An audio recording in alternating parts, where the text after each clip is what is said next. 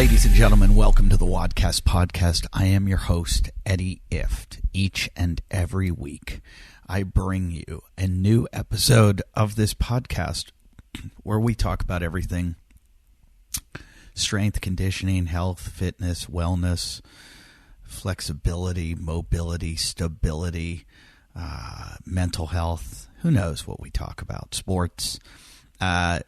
It started out as a CrossFit podcast. We still talk about CrossFit a lot, but we talk about fitness all over the place. If I'm taking a somber attitude, it's because we're living in weird times, people.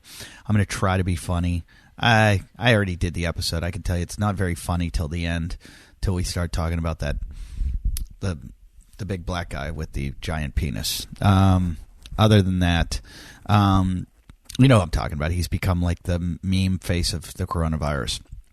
But as I talk to you right now, I'm sitting at my kitchen table where we are on lockdown in Los Angeles. Basically, you're supposed to stay at home, not supposed to travel. They've got it's all kinds of weird terms for it. But the bottom line is we're all being quarantined and, trying to stop the spread of the virus, which if you are moving around, you might be healthy and you might think it can affect you, but you can affect other people. And do you really want that on your conscience? So please stay home, wash your hands, wash your everything, but wash your hands a lot. Don't touch your face. Try to stay healthy. Try to not make other people sick. I'm not going to get too much into it. We do talk about this episode. My guest is none other than Kane. Kenny's one of my best friends in the world. Started this show with him, and no better person to talk to about the health of CrossFit gyms all over the country. Kenny just opened a new location, moved his gym to a new location, so I thought it would be really good to talk to him about kind of the peril they're all in at this point, or the challenge that they all have. So we really get in deep. I hope you enjoy this episode. This is one of the very first times that I've done episodes before where I was Skyped in because I was on the road or wherever I was, but this is basically the first time that the guest is not there with us because of the social distancing. I am not doing the episodes with live guests. I mean, they are live. They're definitely alive. They're just not there. So what I wanted to say is, please forgive me for that. It's one of the things I pride myself on, is that I always like to be there with the guest, get to know them, see what they're about.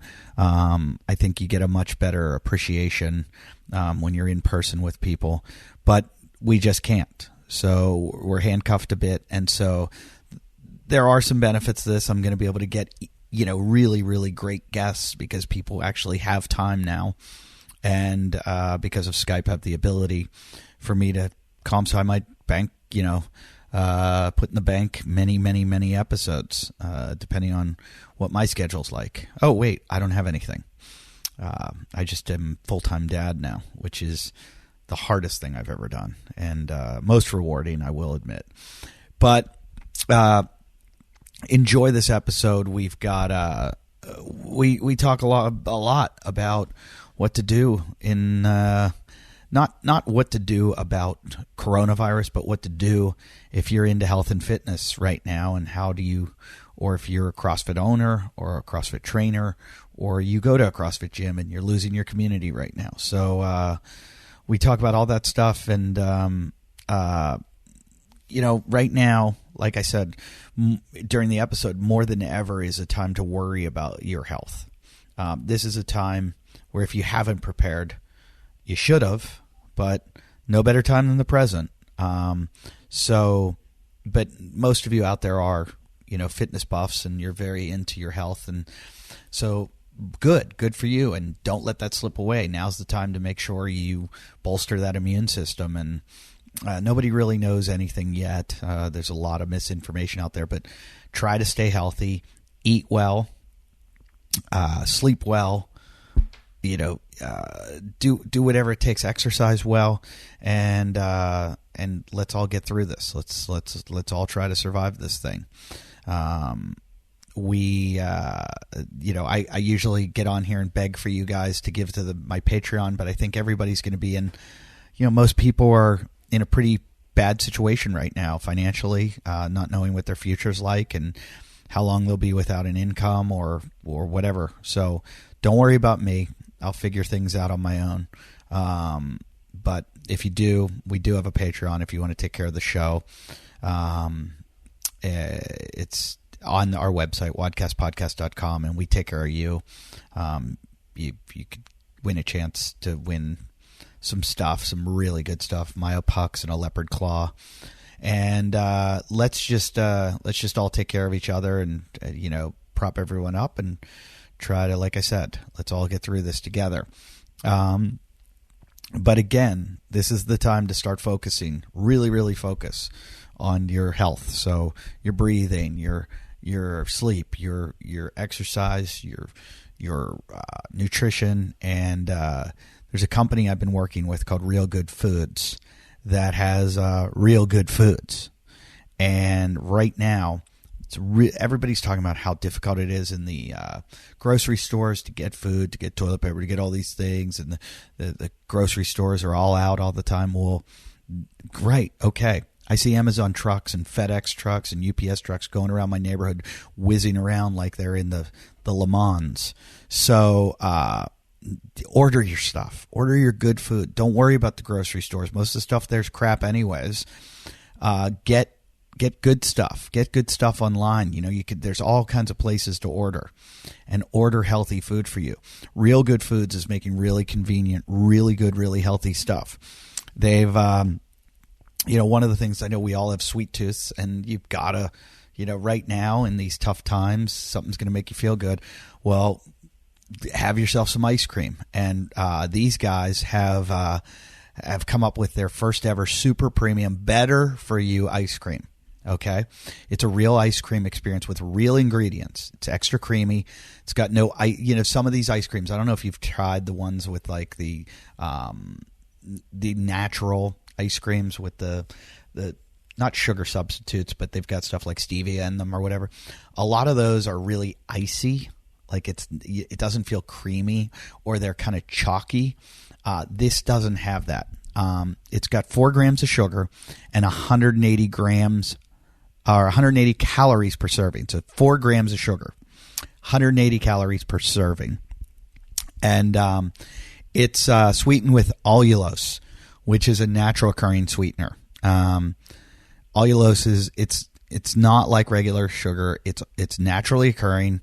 It's a rare sugar. It's found in things like figs and dates and maple syrup, and it has 1/10 the calories of cane sugar, and it doesn't impact your blood glucose, meaning it's not going to spike your blood sugar levels. I always forget. People might not know what I'm talking about here. That's the bad thing. Sugar spikes your blood sugar. I mean, sugar spikes your insulin levels and makes you store, fat, and this isn't going to do that. So, unlike artificial sweeteners and sugar alcohols, which are produced with chemicals, the allulose in the ice cream here is produced. It's produced through a natural enzymatic process, so it doesn't metabolize like traditional sugar. So it's hard to say, but it's sugar-free sugar. Does that make any sense? It's made with fresh milk and cream, and it's got 16% butterfat, making it real. It's classified as real ice cream. Some of those other ones aren't, and these are available online. So if you're sitting around, you're like, I couldn't get anything, just order it. Just go online. You have a credit card. They're going to deliver. You're not going to have to worry about standing in line right now with people that might have the coronavirus. Just go to realgoodfoods.com, and they have them in vitamin shops too, but we're not going to be going there. They're probably closed. So go to realgoodfoods.com. Get yourself a bundle, okay? They got a bundle. If you order a bundle, which is 5 pints for $49.99, that's free shipping right now. So 5 pints, it's basically $10 a pint. It's worth it. for this. You're eating, what did I call it? Sugar-free sugar ice cream. How good is that? The flavors, you ask? I'll tell you what the flavors are. Chocolate, Tanzanian vanilla, mint chocolate chip, my favorite. Peanut butter chocolate chip, second favorite. And they've got a free limited edition mystery flavor. Well, why don't you go take some risk right now? Get yourself, you're sitting at home all the time right now, not doing anything on lockdown. Go crazy. Get a mystery flavor. Try it out.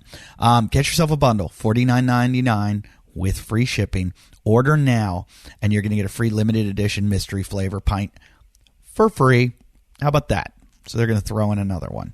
And that's free shipping. Again, you know where to go. It's realgoodfoods.com. That's real, R-E-A-L, good, G-O-O-D, foods, F-O-O-D-S.com. Go eat some ice cream. You deserve it. All right, guys. We are going to start this episode. I just want to say from the bottom of my heart, I wish everyone well. I want you all to stay healthy. Keep those immune systems up. Spread the word. Let's try to make the world a better place. Have you ever heard me like this? I get like this every once in a while, and this is one of those times.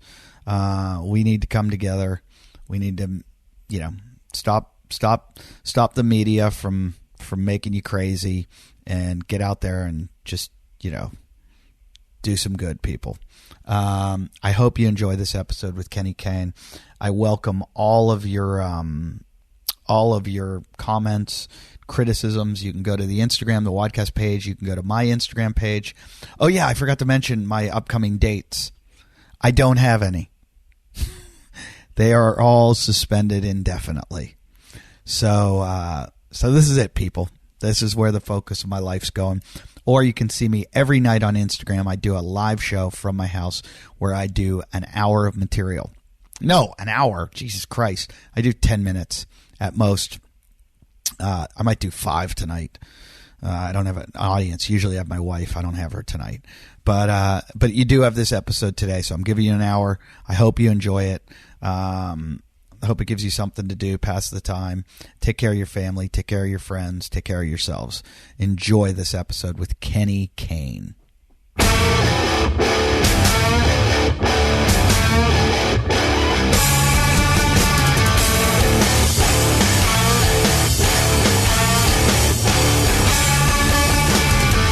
It's a whole new world for podcasting for already. Yeah, that you guys know that voice very well. He used to do the introduction every single episode to the Wadcast podcast. These are strange times, people. These are strange, and I can't shout right now because my children just went to sleep. All right, I'll do it. Things are very strange. I'll do it. Welcome to the Wadcast podcast. I'm your host, Eddie Ift, and I'm here with Kenny Cocaine. Not bad, but I'm really urging. What's that? I'm really not with you, though. This is the first episode I've ever done where I'm not with the guest. Totally. And presumably for the next month or so, or 6 weeks, or 3 months, or whatever it's going to wind up being. 10 years. 10 years, dude. This thing could unravel. This could turn into Armageddon. We joke, but this thing could go totally apocalyptic. Like, I'm a day away from going to buy a gun. Just like the rest of California. No, months and months ago, not months ago, I'm like, back in November, I saw this thing come. No, when it first started in China, I just thought, we're getting this shit eventually. And more and more, I just kept following it and going, it's inevitably, like, I thought that with Ebola, but I didn't, I didn't understand that Ebola was not that contagious as this is. And then I started listening to a lot of infectious disease doctors, and I was like, oh, this has a high rate of transmission. Yeah. And then I started to get scared because I was terrified. The media made us so scared of Ebola. Do you remember when Ebola? Yeah. And Ebola's like, I remember. Did you read the book The Hot Zone? No, I never read that. It was primarily about that outbreak, and it was devastatingly frightening. I mean, it put the heebie-jeebies in everybody. And like early 90s, people were freaked. Early mid-90s, people were freaked about that. Yeah, they should have been. Back in 1993 or something, when I was in college, I worked as an intern for Arlen Specter, who was a senator. Oh, yeah. And I worked the area that I worked in was defense and foreign affairs. Yeah. And I went to a couple meetings with, I worked for a congressional fellow who was working there, and he was from I forget which defense contractor, but he was working at the senator's office, and he just liked to go drink tequila all day long. So I would go do shots of tequila with him, and then we would go to these meetings, and we'd go get we'd go to this Mexican place for lunch, do shots, and then literally go sit on a meeting and talk about Islam or anthrax, or this is pre 9/11, and they were already talking about chemical weapons and Islam, right, and all this thing. And so when 9/11 happened, I shit my pants because I knew I had already studied all this stuff. And I was right, like, we're all going to die. I'm like, this is the spores in the air, and then it can affect this many people. First of all, you sitting in a house it's just kind of comedic. I mean, coronavirus 10,000, Eddie 0. There's no way you can win that. No, you know what? I'm thriving in this. Are you? I am.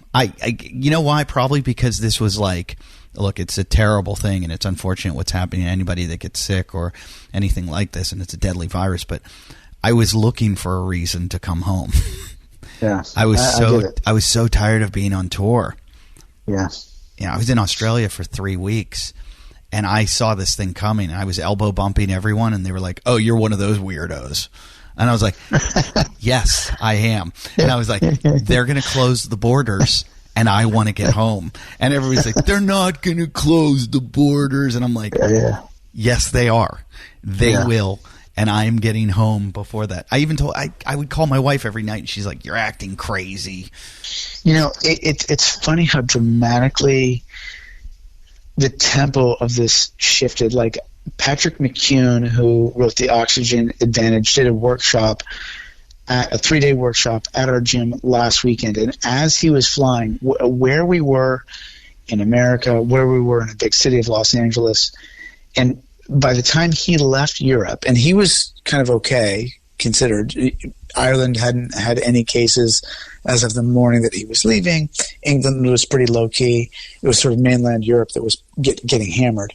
Well, by the time he landed, I was considering canceling the seminar, and at that point, I told my team, hey, we gotta really think about whether we're coming in, classes. We're already kind of in decision-making mode about what to do. And meanwhile, he's flying all the way from Europe. And if you've ever met Patrick, he's a very easygoing guy. And but he was very insistent that we run the seminar. I'm like, it's fine. And I get it. You travel all the way across the globe, and there's a bunch of people there.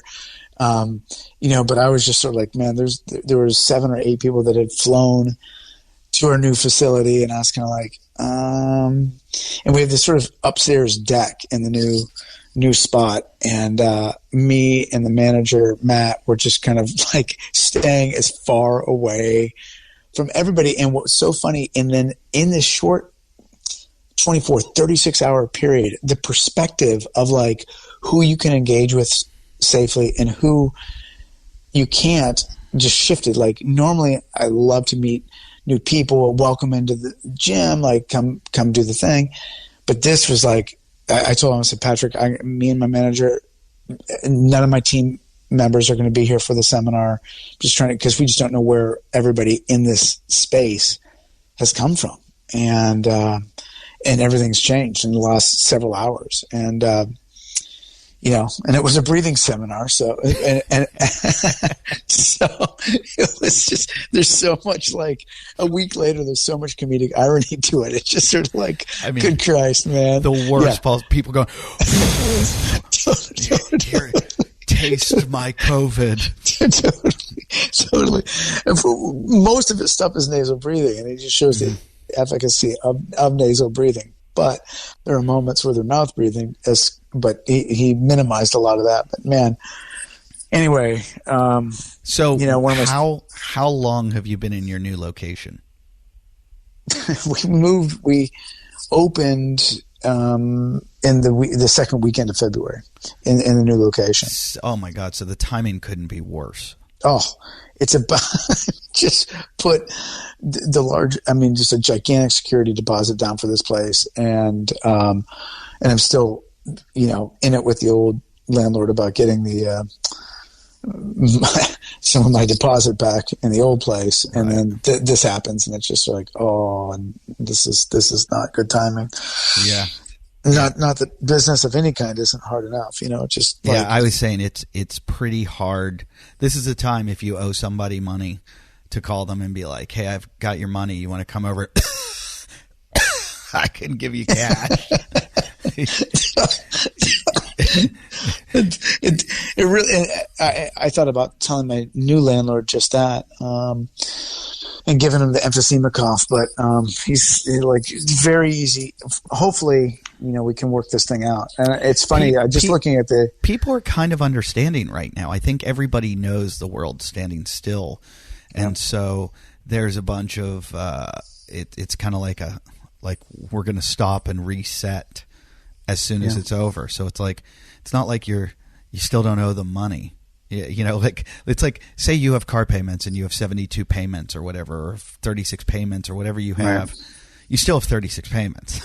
Right. You just, they start 2 months from now rather than now. Right. It's like first 2 months free.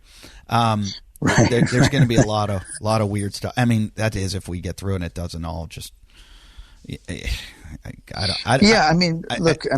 a mixed reality here. Like, some people are going to be able to figure it out and move through it. Other businesses, like, we have a lot of business people at our gym, and they're pretty. Some are like assured with what their business is made of, like. I think it kind of depends on the sector you're in. But some people are like, no, this is it. Like, our business will die for whatever reason. And, and then they're confident, competent business people. They'll come back and figure something else out. So there's already that, like, positive mindset, but there's also, like, a reality to, like, even if it's 4 weeks, 6 weeks, whatever it is, it's just like the wheels are going to come off for whatever their specific industry is. I wanted to mention, if there's anything that comes up while you and I are talking and it has to do with health oriented or anything, take everything I say with a grain of salt, or any because this is a pretty serious thing right now. I was talking about elderberry the other day. Like, I do all my research all the time on things that I take, and I try to stay as natural and holistic as possible in case I have to. And, in the case of a cold or flu, elderberry is usually pretty good for that. And a fan wrote to me, and he's like, hey, you don't want to take that with this shit. It's like, it's the worst thing you could ever do, because it, I think it, like, incites a cytokine response that's like the exact opposite of what you want, like an ibuprofen. So I want people to know that if you are listening to this show, please don't ever take your medical advice from me. Ever. I'm just a retard that reads the internet and then recapitulates what I read. That's all I'm a stand-up comedian. I don't want you to die because I told you to take zinc. Like, so responsible. This is amazing. This is doing great stuff for you. You're showing responsibility that I've never seen. Yeah, well, it's just I don't want blood on my hands. I don't want somebody emailing me going, my husband died because you told him to take that zinc lozenges. to heal COVID. Yeah. That's amazing. Yeah. Oh, but I mean, yeah. with everything, you should anyway. I do your own research. Like I'm very into curcumin now, and I look into it and find that there's so much of it that's processed with lead. Yeah, so you have to know yeah. which one you get. Yeah, and then that's have real. oxalates, and you have to know which one's going to give you, kidney stones. So it's like you have real. to be so careful with everything. Meanwhile, there's people just drinking Coke and eating fat burger every day. Totally. So who knows? But like that's my thing with this whole thing that's going on. Some people know, some people don't know, some people sort of know, some people don't. It's just we're in this this is no man's land right now. Yeah, I think we've talked about this in different parts of the show. It's one of the reasons I got off socials, and a lot of people are really arguing that it helps right now. I'm not on, so I can't really comment one way or another. But my biggest concern with the way that we get information these days is that just it's so easy to decontextualize any information and perspective. And then the problem with that is that you can't, without context, everything falls apart. And we're living and without context, truth falls apart. Science falls apart. Rationality falls apart. And so, what's weird about this is that right now, it's impossible. I'm not on socials, but even if I'm just scrolling and trying to look on the news, or I have, and from the business, I have to look up stuff. I'm just kind of figure out what's legal, what's not legal, and that's changing hourly. But within that, there's all these different perspectives of what's right. And it's funny because the two big perspectives that have come out of this is, one's mitigation and the other suppression. And both of them have significant costs. I mean, those are the giant philosophical guideposts, and people kind of fall on different, sides of that spectrum. The suppressionists are kind of suppress it as best you can, but it has a long tail when you do that. And the mitigators are kind of mitigate your damages, but accept that it's going to be, pretty hard hitting for a short term. And then, enough of the population gets it and knocks it out. And, whether you're for or against either one of these perspectives, all the fallout from everything, beneath those philosophical perspectives gets, somehow we get away from the truth, and somebody has an opinion about this and that.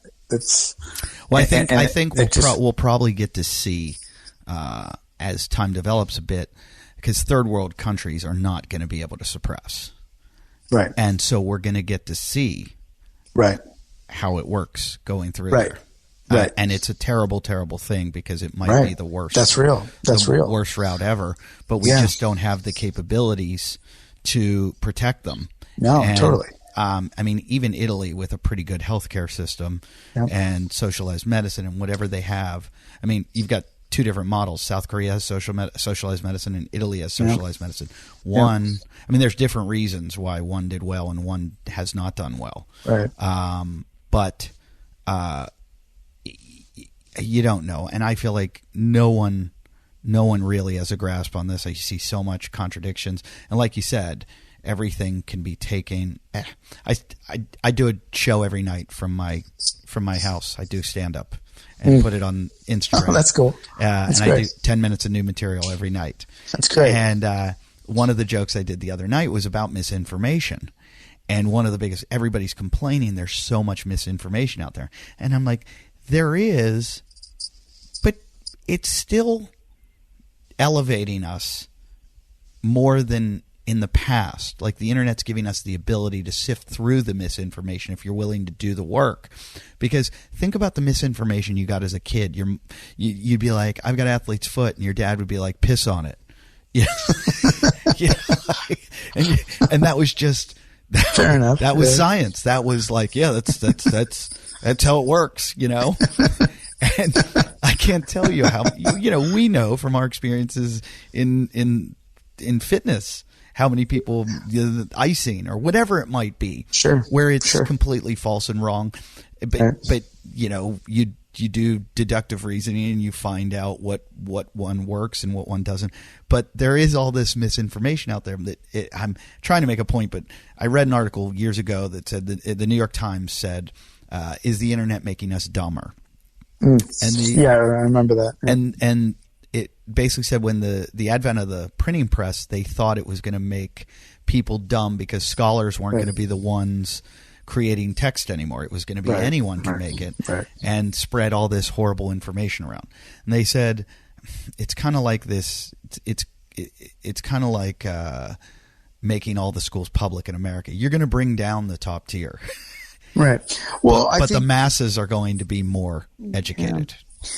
I think education also presumes an aspect of reflection. So if people are sifting through and doing the work, as you say, and putting effort in and giving pause and time for reflection, just like the body restoring itself, that's when sort of learning actually takes place. Everything from a neurological perspective to an actual, like when you learn something, it takes a while to gestate and for you to kind of like understand and own it. And so, you know, my only criticism of what you're saying is like, look, if people, the habit of information consumption can chew the literal time you have available to reflect on it. And, you know, there's no growth if there's no reflection. Sure. It's a natural aspect of restoration. Like we can argue about nuances there. I'm just talking about like how we learn, how a human being learns, and being a lifelong teacher. That's like things need to set into people. And so this with this is just, it's just so much. So isn't it something like to learn something fully, you have to sleep on it even? Like, yeah, well, it depends what it is, and it depends on how much of your brain is operating to learn whatever it is you're learning. But like, you know, with the brain gets work, there's information, there's just natural cycles where it just needs to like kind of come down and marinate and marinate. It literally needs to deflame. Yeah, that's what sleep does. It's probably why I did so shitty in college, because I would just crunch. I'd stay up the whole night before the test. For sure. And I'd just go in there and be like, I don't remember a thing. Totally. I just studied for 8 hours straight. It's every college student ever. Yeah. So, there's a few that get like the reflection, I'm prepared, and then they actually learn it. You know what I mean? Like, oh yeah, they can recall it like 3 years later. When meanwhile, what you should have done is crunch 2 nights before, then sleep, then take the test. Totally. But that's just not, you know, that's not the way. And so anyway, my point is like, yes, you're right. Like, I mean, it's kind of semantics of whether the internet's and perhaps a not helpful point at this moment of time. I mean, people, I think, reflect on that. Like, oh my God, I think one of the things that concerns me right now is that it's inescapable. Like the mental health piece of this is like the thing at the sort of forefront of my mind as I just watch the sheer irrationality that's getting a hold of people. And it's, again, like it's based on what tone the person you're getting the information from is taking. And depending on how much that's penetrating and affecting you, it informs, you know, the emotionality around this. And, you know, look, people have reason obviously to be concerned. And at the same time, it's just sort of like I feel like a radio talk show host, because they're talking about the panic and how it's just like there is enough toilet paper, everybody, there is enough protein, there is enough vegetable, like just slow down. But when you go to the stores, that's not what we're seeing in real time. Mm-hmm. And very competent people making irrational choices. And that's the hard part about all of this. And when there are irrational choices made, especially by competent people, there's a spiral, and the spiral compounds, and that's what you have to be afraid of. Yeah, you know, and it is like the look. I mean, I can stand behind the decisions being made municipally, federal, you know, from federal perspective, state and municipal perspective. I do worry about the consequence, knowing that we're social animals, that we group together, we need to herd together. And at the same time, like most people, I mean, I've had some moments with my boys the last couple of days that I've never had, to be honest, because, you know, I mean, they're just good or bad. Great. Well, but actually both, because, you know, there's extremes, because they're getting really, right before you and I did this call, like, this is really late for me. I'm never up this late. And right before you called, our 2-year-old was just fucking nuking. He had 2 shirts on. He was insisting on getting one off, and he tied himself into a knot, and it was as if you were watching like a drunken fraternity joke, you know. He's screaming, and then he's screaming about another thing, and just like fucking giving us hell. And we were beyond. We didn't know what to do. We're like trying to calm him down. Char's like holding him, and he was not having any of it. And you know, earlier today, what happened in the middle of an afternoon is I was lying down and we were watching some PBS Kids thing, and both boys kind of climbed on me and just kind of like started dozing off, and that made me kind of doze off. And I never, like, in the middle of the day doze off. And God, what a reminder. These and, you know, the grind, is it worth not having those moments? Like, I mean, everybody's going to have some moments like that where they just can appreciate some things that they just didn't know were there. And I think there's a million silver linings, and you need to find them. Yeah. And if people would focus more on those and not focus on the fear, that we'd all be in a better state, because there's so much of it. I mean, I'm saying to my wife, I keep going, I'm in heaven, hanging out with my kids all day long, totally having moments with them I've never had, and bonding with them, and being home with my wife as much as she drives me nuts. I'm just saying that because she's sitting across from me. Hi, Lauren. Kenny says hi. She can't hear you. Hey guys, 1 second. I just want to interrupt. I know we're talking about some important stuff here, but I'm going to talk about something also that is really, really, really important, and that is biooptimizers. Biooptimizers. You guys know how much I travel. I travel a lot. Right now, not traveling. No one is. But I'm in and out of airports, airplanes, public washrooms, restaurants, and, you know, I'm trying to avoid sickness, flu, coronavirus, syphilis, gonorrhea. No, I'm trying to avoid, you know, we all know the big one, the C word, the coronavirus. I'm afraid. We should be. And it's time, like I've talked about this whole episode, you got to boost your immune system, and you want to keep yourself from getting sick. It's probably everybody's priority right now. Well, one solution could be probiotics. But here's the problem. Most probiotics, they use big numbers, like billions of colony forming units to change your gut microbiome. But the research doesn't support this for all strains. When you start delving into the microbiome and probiotics, you're going to find a lot of it's a tough road to kind of manage and navigate. I have done it a lot. I think what you'll find is most studies are going to show you that probiotics go through your system and don't do very much. I recently went through, not recently, but I would say, was it summer? Not summer. When was it? I forget when it was, but I had a really bad, it was last summer. It was a really bad gut problem. Yeah, last summer. I mean, really bad. And so I had to start doing my research and go down this road of like, what am I going to take? I started colostrum, I started the probiotics, and it was really hard to find a probiotic that was going to do the right thing for me. Well, okay, recently I've discovered a secret weapon. It's a probiotic called P3-OM. That's P3 Om. Okay? P3-OM.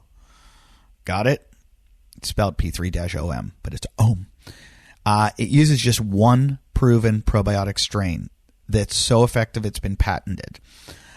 What it does better than any other strain is fight the bad guys, the bugs like parasites, viruses, and other pathogens in your gut. okay? And beating bad bacteria is the biggest reason you want to take a probiotic in the first place. P3 Ohm is so awesome at fighting bad bacteria and upgrading your digestion that you can actually see it break down food online if you want to go to their website. You can go to their website, watch this. Go to p3om.com/WOD, and you can watch it break down a piece of steak in a Petri dish. Okay? Pretty awesome. Pretty cool to watch.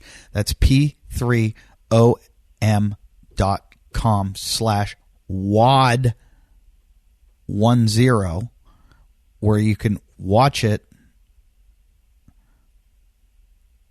Is that right? WOD10?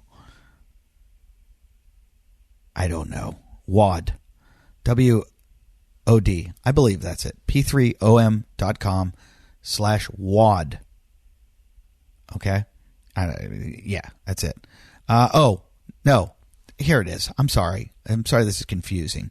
Listen to me. p3om.com/WOD10. So it's WOD10/WOD10. Go to /WOD10, okay? And here's the deal.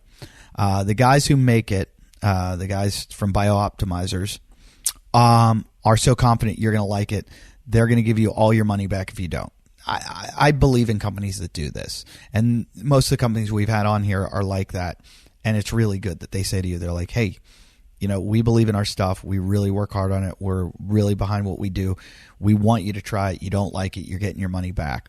That's faith. So put your faith in them. Try it out. If it doesn't work, you're getting your money back. You got nothing to lose. They got a whole line of high-end products to fix digestive issues. So you're going to get the option to get the same deal on all the products on their site. So go to p3om.com/CODE and use the WOD10 promo code, and they're going to give you 10% off. All right? And if you've never used a high-end probiotic that can push out the bad guys, if you're having problems with your gut, you don't feel good after a trip, you've just had antibiotics, whatever it is, it's a good thing to do after antibiotics. Give this stuff a try. You'll like it. Go to biooptimizers.com/WOD. You got it? You got it? I know that was confusing. Just go check it out. Watch the steak get eaten up by bacteria, and then order some so you can get rid of that bacteria in your stomach.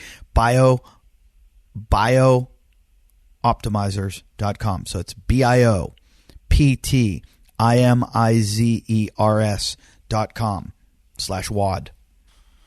Get that? Bio, but it's only one O. Biooptimizers. Is this weird? Yeah. All right, let's get back to the show. Biooptimizers.com/WOD. Hey guys, I am a big fan of wireless earphones. Massive. I fly on planes a lot. I work out a lot.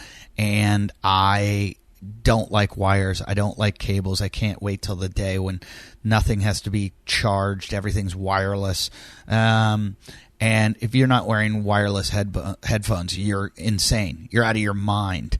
But before you go dropping hundreds of dollars on a pair, don't waste your money. Check out the wireless earbuds from Raycon, okay? You already know Raycon earbuds start at about half the price of any other premium wireless earbuds on the market, and they sound just as amazing as the top brands out there, okay? You know this. Well, their newest model, the everyday E25 earbuds, are the best ones yet, with 6 hours of playtime. 6 hours. That's a lot. Seamless Bluetooth pairing, more bass, and a more compact design that gives you a nice noise isolating fit. Incredible sound, incredibly comfortable, and wireless. Raycon's wireless earbuds are so comfortable, perfect for on-the-go listening, and you can take phone calls on them, all right, which I find really important. I love wearing wireless earphones, walking through an airport and letting everybody think I'm crazy and I'm talking to myself. It's just so easy to do, especially like if you go on runs a lot. Hunter McIntyre and I do it all the time where we'll talk back and forth while we're out on a run, and you just wear these and you can talk on the phone while you're running, and you kill two birds with one stone. And in these times, when we're spending a lot of time alone, so they're unlike any other wireless options. Raycon earbuds are stylish. They're discreet. They got no dangling wires, no stems, and it's a great company. It's been co-founded by Ray J and celebrities like Snoop Dogg, Cardi B, Melissa Etheridge, Brandy, Junior Smith. They're all obsessed with Raycon. So pick up a pair, see what the hype's all about. All right? You want to get some? Now is the time to get them. All right? You're going to get 15% off your order by Raycon.com. What you do is you go to you're going to go to buyraycon.com/wadcast. That's buy Raycon. Raycon's RAYCON. Buy Raycon, BUYRAYCON.com/wadcast. That's buyraycon.com/wadcast. You're going to get 15% off. Somebody just asked me the other day, which earbud should I get? I was like, get yourself some Raycons. Hold on. What's one of the most important things for your immune system right now? We've got a virus going around, but we always do. Influenza's always around. The norovirus is around. The rhinovirus is around. Viruses are always around. There's all kinds of things coming at you trying to crush your immune system. What's the most important thing for you to keep a strong immune system? Sleep. What's the best way to make progress in the gym? Sleep. It's called recovery. Everybody knows rest and recovery is the important thing that's going to get you, all swollen, all conditioned, and be that elite athlete that you want to be. Okay. But nobody really thinks about quality sleep until we're not getting enough, right? When you wake up, you feel like crap, and you're like, oh my God, I feel terrible. And you realize how bad it is. Well, there's Clova. You hear that? Clova. That's how I like to say it. Clova. Clova set out. Oh, I didn't do it. Clova set out to improve your sleep quality a few years ago by creating the Sleep Z patch. It's now the #1 selling sleeping patch online on Amazon and at Walgreens with over 1,000 5-star reviews. Got it? Did you hear that? 1,000. So 1,000 people. Think about how many people leave reviews on Amazon. Nobody. So for every review, that means there's like 100 people that actually even like it even more, because it's really rare that people leave reviews. So these guys have 1,000 5-star reviews. All you're going to do, it's like a patch, like we've all seen nicotine patches or whatever. You're going to put a patch, you're going to put it on your arm about 2 hours before you go to bed, okay? About 2 hours before. And the time-release blend of natural occurring ingredients goes to work promoting restful sleep. So Clova is ideal for people who have trouble falling asleep and people who have trouble staying asleep. This is it's pretty awesome because it's going to release it throughout the night. It's not one of these like you take a pill and it just goes through your digestion. It's out. This one it's like all occurring all throughout the night, which is going to keep you a level, great night of sleep. And I don't know. If you guys haven't listened to a podcast about sleep yet, go listen to Matthew Walker, who's been on the Joe Rogan show a couple times. He's wrote the book about sleep. And once you realize how important sleep is, you're going to take it a lot more serious. And if you want to see, I'm telling you, if you want to make gains in the gym, this is probably the best way to do it. And right now, how important your immune system is, go to Clova. It's ideal for people who have trouble falling asleep, like I said. And you're going to get they've got a 30-day money-back guarantee also. All right? All these places are giving you money-back guarantees because they really believe in what they do. Try Clova. Hassle-free. Save 20% on your first order today using the claim code WADPOD20. That's WADPOD20. Go to Clova.com and use the code WADPOD20 and you're going to save 20%. Is that good? I think so. Better put this patch on. Tell me how well you slept. There's so much, getting like focusing on my writing, focusing like time to do things that I've never, time to slow down, forced. We are forced to do this. And so take advantage of it. Like if you're a business and you feel like your business is going to shut down, think of a new business. This is your time to come up with, and there's going to be things that are needed, or giant switches, like paradigm changes. And I see that, like I'm in the comedy business, which is, it's shut down, and it's not like it's just going to start back up. People don't understand. Like already every club has called me and moved my date down the road. Right. So it's like that date that I had in May is now a July date. Right. And then that could get called again in May and moves to whatever it is. Sure. So I'm not here to whinge about like, oh, I have no income coming in. Because I'm just like, what can I do? How do I get, what do I do? What do I figure out? I know CrossFit gyms are in the same, if not worse position that I'm in, because they've got rent to pay. I have a mortgage to pay on my house, but you have that also, and rent on your building. You have members that, you need to pay attention to. You've got to hope that they'll continue to pay their membership, and you can do private coaching. So that's why I thought you'd be good for the episode, to talk to all the coaches out there and all the owners out there and say, look, here's some ideas. Here's what we're doing. Here's how we can support each other. Here's how we can help each other.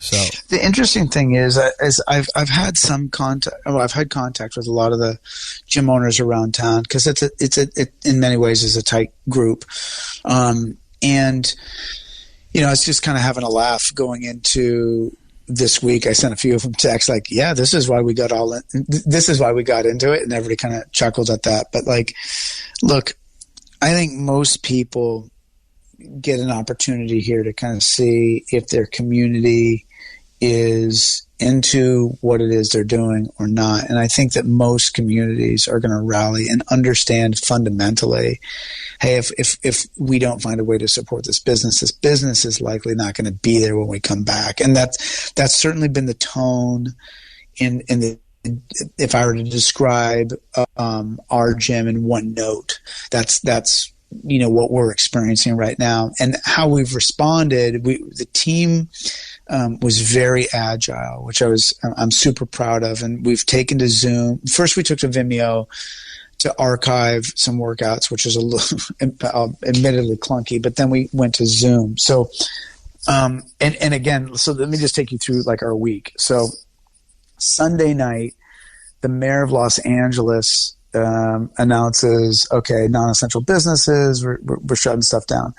Now, I'm in a little bit of a loophole because I'm in the city of Santa Monica, right? So, and I know watching, the Mayor Garcetti make that call that the city of Santa Monica has 1, maybe 2 days before we're closed. Now, already we had implemented a limited exposure to the facility. So we have a 4,000 square facility, and we're going to limit it as of Monday morning to like 6 people basically in for training at a time. And that gives everybody basically like 50 square feet around each person, like huge amount of space. Like, unless you're doing something massively irresponsible, even a sick person's not going to get somebody healthy sick. So, theoretically. So, that's Monday. Then by Monday afternoon, we finished that seminar that I talked about with Patrick McGoon. Monday morning, we're on this thing. We had a couple people come in, but then as the day's progressing, like the news, the information, all of it just starts to amplify, starts to accelerate. So people are kind of spooked and not wanting to come around. They're concerned. They don't know. And so by midday Monday, we're already on to plan C, which was, create like online classes. So then by the next day, we were meeting to on Vimeo to do a live feed, and then use that recording so students could go, who missed the workout, could go back and do the workout at another point at home. Then we also started lending out equipment. So members started coming by, grabbing kettlebells, dumbbells, that kind of stuff as the week progressed. So most of our people, not most, but a good chunk of our people have dumbbells, they have kettlebells. And we had a lot of bumps technologically, just getting the Vimeo to work. Then we just switched to Zoom and just said, all right, we're going to do a Zoom class every day at noon, specifically for our members and for those that can do it. And then we'll archive those workouts as well. Concurrently, each of the coaches has an individual tribe that they take care of. So those coaches are doing little breath seminars, doing little yoga seminars, because we've got 2 instructors that are yoga instructors. All of them are breath coaches. So they're offering videos for their small groups of like 10 to 40 people that they're in charge of. And so there's like kind of a global thing that we're doing as a gym, and then there's like little microcosms. And again, in the end, like the thing that I'm thrilled with currently is that there's no members that, and for the coaches and gym owners out there, like the concern would be what's happening with your auto pay. And, because people are going to rightfully wonder if they can even pay the membership in a month or 2 months or now. And so, the subtle note here, and every gym's handling it in a lot of different ways. Some people are getting in front of it and just saying publicly, like, please pay. If you don't, we may not be here, which, we took the approach of like, hey, if we're just going to continue coaching, and as people are concerned about getting their value from that, then we'll handle that, one sort of issue at a time. But for the most part, we haven't had any issues. As the coaches talk to the clients individually and the athletes individually, everybody seems to kind of understand. Now, if this thing plays out for months, like I don't know how long somebody will pay for, class coaching virtually in their garage or in their, when they move their dinner table or whatever. And you can only do so many burpees, push-ups, and squats, right, and lunges, you know what I mean? And hollow rocks and arch rocks. Like, and you can get creative with it. You really can. You can get creative for a month or two. And then at that point, it really does start to run its course. Yeah, but it would really suck if you're like, fuck it, I can't pay this shit, I'm out. And then like a week later, they're like, we found a cure. And you're like, oh, hey, guess I'm joining a new gym. Totally. Well, and that's what's funny is that like it's almost like a personal, like, yeah, okay, you didn't get stuck in, like when shit got hairy, where were you? There's that part of it. And you can't say that, it's irresponsible and disrespectful to say that as an owner or a coach to any member. But then there's also another part of it that's like, look, we've got a lot of private clients too. And so far, like, all of my coaches are doing virtual coaching. So a lot of them are doing FaceTime, Skype, or Zoom calls with a good chunk of their private clients, which is certainly helpful because we can maintain value there. And what's really amazing is a lot of those clients have said, hey, look, even if you're not training me, bill me 2 times a week, 3 times a week, whatever it is, because I want these coaches, I want the space to be here when I come back, which is, we're in a really good position to have people who say that. Now, ethically, we're still on the fence. Like, do we accept that? Do we not? Like, what do we do? But, and as I talk to you, like, all this stuff is brand new. Like, this is just a whole new, as you said earlier, paradigm. It's a new consideration. Every decision is a new decision tree with ramifications. Weirdly, comedy clubs aren't calling me and saying, just bill me. I'm just going to pay you for that gig. Eddie, one of the many reasons I got out of the business. I haven't had one club call me and say, hey, you were supposed to be here this week? So here we are a decade later, and I feel like I made a great choice. Yeah. Not one. So, yeah, and just the fact that people care that much and that they are in a position to do that and understand, hey, look, if we don't support this, like, it really can go away, and it's violent. And look, then there's a bunch of unknowns, like what will these small business loans look like? Are they loans? Are they just before you called, I just started looking at some of that stuff, and so here we are as gym owners and and coaches looking at all this, like this web of information, which, by the way, is even language wise, like when I look at the declarations of shelter, for example, I look at it. I'm not a lawyer, Eddie, and I don't know how to read legal documents like a lawyer, but I can pick holes in it already because these things were, written fairly quickly. And meaning one could argue we're going to have like treatment in our facility. We're going to have acupuncture and physical therapy and chiropractic and that kind of stuff. So we could argue like, we're a health services place. You know what I mean? Like, I thought the same thing. I said, when there's a rush to do things like this, there's going to be people. There's people rounding. People are going to figure out ways to make things happen, and completely. And everything's malleable. Yeah, and here's the thing that I think that a lot of like CrossFitters and fit people have been wrestling with. There's almost a lag response, I would say, in the CrossFit or the functional fitness community in general, which is to say, I think, me personally, I think, some of our coaches, my wife is at risk because she's got an autoimmune thing. But I didn't know that. Yeah. So like a lot of our people though, feel pretty cavalier about this because there's a natural resilience that if, you're kind of reading like who it's affecting, it's not really affecting the fit, as much. People are getting it, but they're asymptomatic. So like, it gives this sort of weird justification of like, I'm young enough, fit enough that this, won't devastate me or crush me or kill me. And so I'm going to keep doing what I do. And so I think that's kind of like the unsaid thing amongst sort of CrossFitters the last.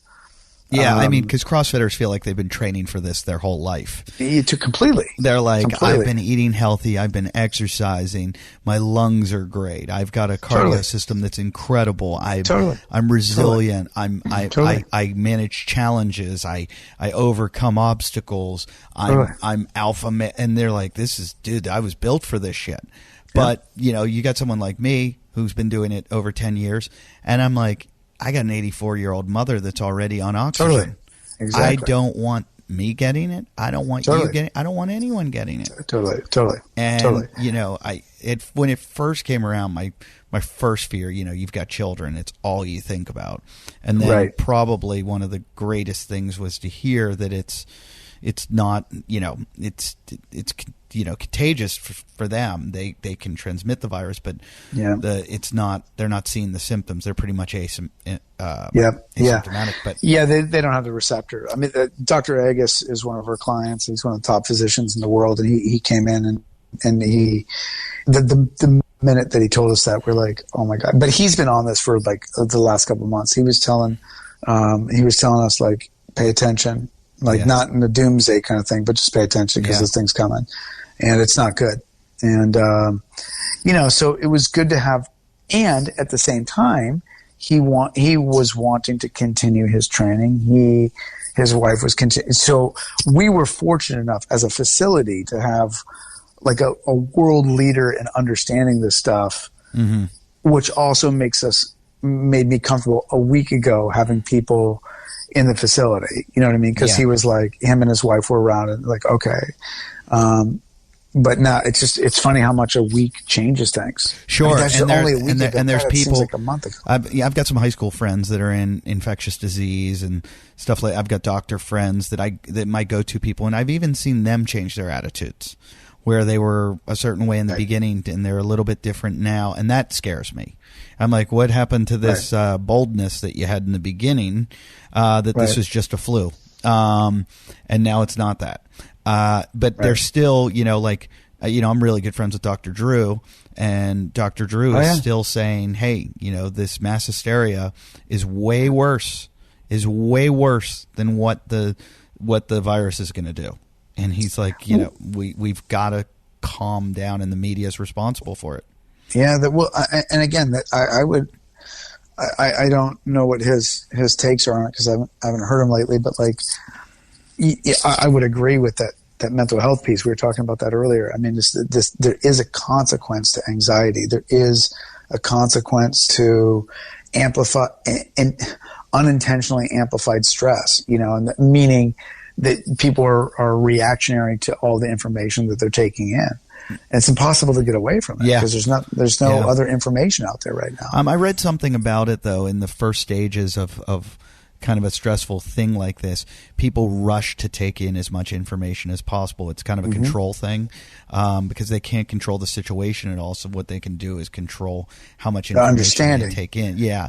And people do that. They obsess and they do it, and then once they get through that, they're able to deal then. So it might just be like, it's like the stages of grief, and it's a stage that everyone has to go through. So I think there's so much about this, so much time to actually, get off your phone, start eating healthy, the shit food, get outside, get in the, like, I'm very fortunate. I know that I live up here in the mountains, that I got mountains and ocean, and we can be out and keep the kids out, and it's great. That is great. Amazing. I mean, my wife keeps going, we're going crazy in this house. I'm like, you don't need to be in here. Like, there's a hole outside right there. Like, and I do it. I get outside and it's, and there's a lot of good people to follow. There's a lot of people that are really digging into this, and if you just latch on to the good ones and stop watching CNN and Fox, because they will make you, if you watch CNN, you'll kill yourself. You go crazy. All of it. This is crazy. The sensationalism on there, and then Fox was in the denial game for a while, and then after Trump finally switched tune, they did too. I don't know which is the tail that wags the dog, but whatever, those guys, now it's let's blame China for it instead of talk about work. Neither one of them talks about, like, what can we do? It's like, let's just point the finger. So they both suck. They suck. And it's no way to get your news. And it really, really will scare the fuck out of you. Well, this is what we're telling our community. Like, as people come in and our coaches check in with people, and people come to our sort of like Zoom classes and stuff, like, the message is really simple. You guys, we know each other. We train together all the time. We're going to keep doing that because we can have a few laughs. Like at the noon class today, with a couple guys were talking shit to each other. One guy, who's always late for class, Eddie, was somehow also late to a fucking virtual Zoom call. Like, he didn't have to go anywhere when he's got no schedule. Like, and he was late. Like, how are you fucking late? And so everybody started busting his balls. Like, Devlin, how are you late? How are you 18 minutes late to a Zoom call? And you have nowhere to be. You have no excuse. This is it. So, but the thing is just that joke alone, right? That sense of community where he knows that he's going to get his balls busted. Everybody in the class is like, we can still see you on the thing, and you're late. And they start, busting. And then we got another guy who he's worked out the last 4 days, so he's taking a day off, and he literally just called in to, like, kind of watch everybody work out and hang out. And this guy runs a major company, and he was just sort of like, a huge media company he runs. He was just sort of like, I just want to come hang out. And so, and that's the power of this thing, right? So and coming together, and like the message is simple, like, guys, we got to keep working out together because that's the only thing we can do right now. We can take care of what we eat, we can take care of our families, and we can train. And so let's just train. Let's like, it's the only things you have control of during this. And the last thing you want to do in this situation is let your physical health fall apart. Why would you? I mean, it's almost a priority right now, more than ever. Right. So if you're in the fitness world, there is a thriving entity to this at this point. I mean, if you're doing health and programming and training and everything, you're kind of like Costco and you're full of toilet paper. Yeah. You have health, And you have totally. health to sell, and you have health to give, health to sell. Yep. You know, I'm in this stage right now where I know it's one of those things where I'm you know me, I'm an asshole, but at the end of the day, you know, maybe I have a little sweet spot where I try to make people laugh because I try to make people feel good and know it's a good thing. Right. And you know, I've always said, and I'm not patting myself on the back ever for this, but the greatest compliment I get is not "you're really funny" or "I love you." It's, "Hey man, I was having a horrible day and thanks for that." You know, or totally. Or you know, my dad's dying of cancer and I can't laugh and you made me laugh tonight. And you know, and I love it. And some of my comedy's so offensive, and for every one person that tells me I offended them, I get 100 people telling me I made their day better. So that's why I always tell the one person, "Sorry, dude, you know, I'm thinking about the masses." So that's why I have, you know, I do this stand-up show at night because I'm like, hey, the little thing I can do is, this is a tragedy. It's great. And in tragedy, I make fun of tragedy. So it's all I'm going to do is make fun of it. And, you know, I'm giving it for free because I need money right now, just like anyone. Like you know, it's a nightmare. I've got you know, a nut, gigantic nut. But I just feel like people need this. Come get it for free. I'm doing it on Instagram every night because it's just like, it's time to pitch in. You know, like we're at war, and the war, we can't see the enemy, and just do your part.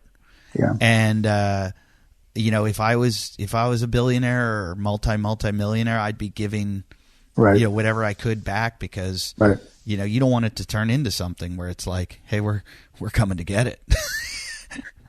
Yeah, man. Like, and it's interesting. Like, one of my clients was telling me today, he works on capital with a lot of different companies.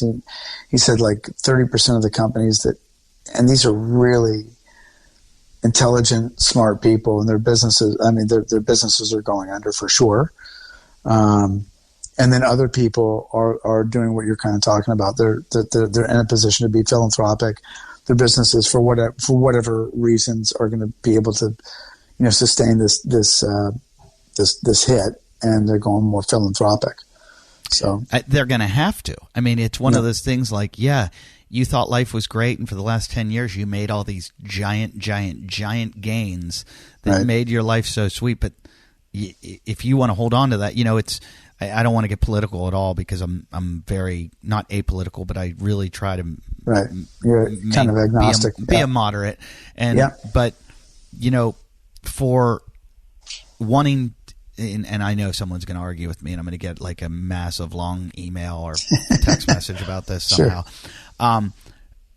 You know, putting people in a position where they're struggling because you were taking, you know, these giant paychecks, or were, you know, the stock buybacks, or I don't want to use stock buybacks as an example, although that is a good example. Something like not having some kind of Medicare for all or universal health care.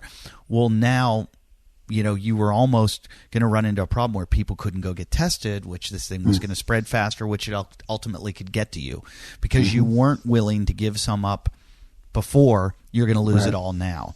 So I think this is just showing people that we need to be a little bit more, the disparity of wealth needs to be a little less, and you're ultimately giving it up. You know, the government's going to start giving away trillions of dollars because the corporations and the government were making trillions of dollars, and now they're able to give back the money they kind of took.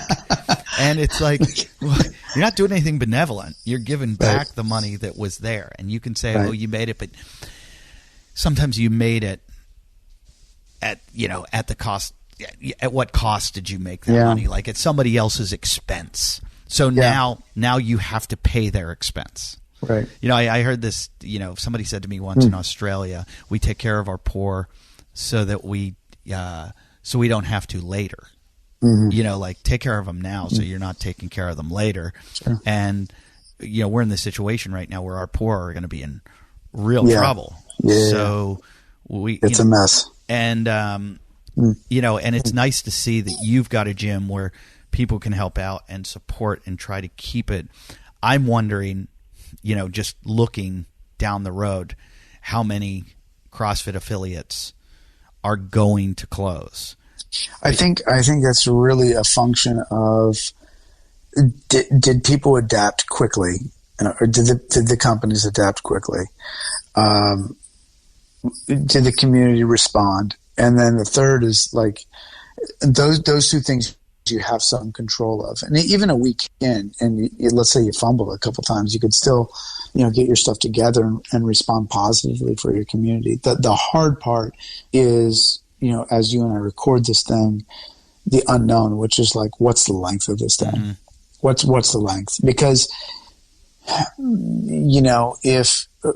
ramifications for us, like just my wife and I, we're adjusting this new sort of like, okay, there's no school for the kids. We're doing online stuff. But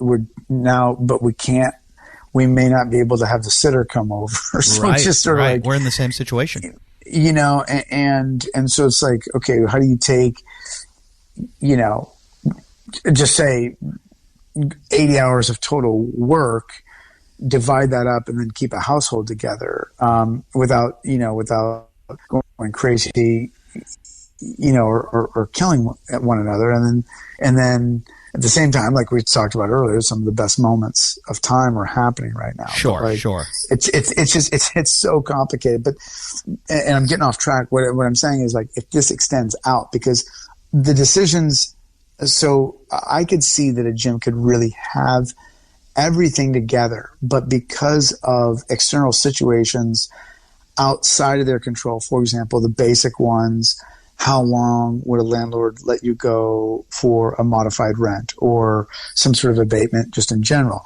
How long is your specific community keeping school from happening? All these things are going to have major sort of influences. And then and then there's going to be sort of a disparate part too. If some portions of the economy can kind of get back into operational before others, like what kind of lag things does that create for a gym? And depending on your city or your location and what your industries are, that those external variables will unfortunately have a lot to do, Eddie, with sure. whether a gym can survive or not. Because I just know that there was already CrossFit was already on shaky ground with a lot of its affiliates. You talk to these guys and they haven't figured out how to turn a profit, or and so. Well, you and I have been talking about that since we started the show. 212 or whatever it was. Like, look, man, like there's a business of this, there's a spirit of this thing, and there's how the market works, and those are all very different things. Yeah. And I just worry because I feel like CrossFit was on shaky ground already with how many people were de-affiliating, how many people were changing the name of their company to distance themselves from the CrossFit name, how many gyms were expanding into making themselves hybrids and adding in all different things to bring in other sources of income. That, it's like the restaurant business. I forget what they say. A restaurant's like, 3 weeks away from closing its doors at all times. At all times. Like what is a CrossFit gym? How many months away from not being able to pay its bills that it just has to shut down completely? And then what does this do to CrossFit HQ? And I just saw that Glassman all of a sudden jumped back onto Facebook after the big, grandstanding of we're not going to use Facebook because they use your data improperly. Well, it's like now we need to get on there because we need to communicate to all our members and all our people around the world, because we need to start organizing, or this thing's going to fall apart. Right. And it's a very interesting time. The competitors. That's a whole other thing, because they're. Oh yeah. I mean, I don't know if you saw today, the U.S. swimming went to the Olympics and said. Oh yeah, they said let's go in a year. Yeah, because our athletes can't train and they No, can't, it's just, mentally they're not there, and this yeah. would be a disaster. And so CrossFit, you're going to see all these CrossFit competitions. What happens, like you said, you've got now the your own pressures of your career, your business, your family, having your children at home with you, whatever. Most of the younger athletes don't have children, but they do. I mean, you got a guy like Rich Froning. He's got kids. He's got a business. He's got a gym. He's got and the stresses of all these athletes. Really? How do they come back, and how do they start competing again? So it's affecting the competitive angle of CrossFit and just the gym, the affiliate angle. The interesting thing about all this, like as I listen to you, Eddie, I mean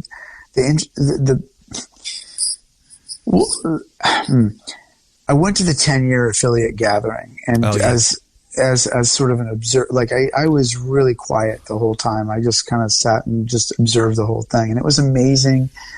And the parts of it were heartbreaking to me, but it was mostly amazing. Now, the one thing that didn't get properly addressed is like the actual financial health of affiliates, and that's just a complicated conversation. But what CrossFit is doing really well is the health initiative, and how, I mean, again, we were talking indirectly about this earlier, how like a lot of us sort of CrossFitters have had a somewhat cavalier experience with this whole thing. Like, well, I'm physically prepared for this, and I'm going to be responsible if it does come around me, but if I'm going to get symptoms, they aren't going to be that bad, or whatever the sort of thing is, right? But then if you really look at what they're trying to do as an organization, like there's no organization that is, in my perspective,